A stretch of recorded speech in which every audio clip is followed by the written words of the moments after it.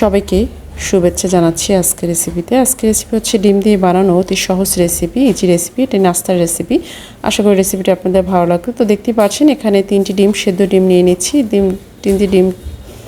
তিনটি ডিমকে ভালো করে কাঁটা চামচের সাহায্যে সুন্দর করে এভাবে করে একটু একটু করে সুন্দর করে একটু ভেঙে নিতে হবে। ভাঙা হয়ে গেল দেখতে পাচ্ছেন। এখানে অ্যাড করে দিলাম ডিমের সাথে হলুদের গুঁড়া, মরিচের গুঁড়া, জিরার গুঁড়া, গোলমরিচের গুঁড়া, লবণ পরিমাণ মতো, আর দিয়েছি এখানে কাঁচামরিচ কুচানো, আর দিয়েছি এখানে পেঁয়াজ কুচানো, টমেটো সস, আর 1 পিস পাউরুটি আর আদা বাটা দিয়েছি, আর 1 টেবিল চামচের মতো এখানে দিয়েছি কর্নফ্লাওয়ার। তো এটাকে দিয়ে ভালো করে সুন্দর করে ডিমের সাথে সব উপকরণগুলো মাখিয়ে নিতে হবে। এভাবে করে হাত দিয়ে একটু সময় নিয়ে মাখাবেন। দেখতে পাচ্ছেন এরকমটা করে সময় নিয়ে সুন্দর করে মাখিয়ে নিতে হবে।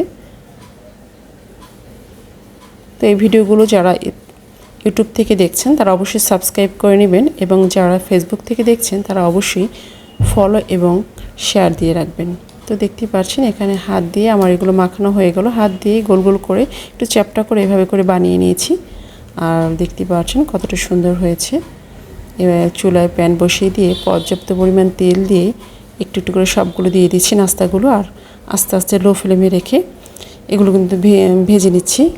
উল্টে পাল্টে একটু ভেজে নিতে হবে, কালার আসা পর্যন্ত একটু ওয়েট করে ধৈর্য সহকারে ভাজতে হবে।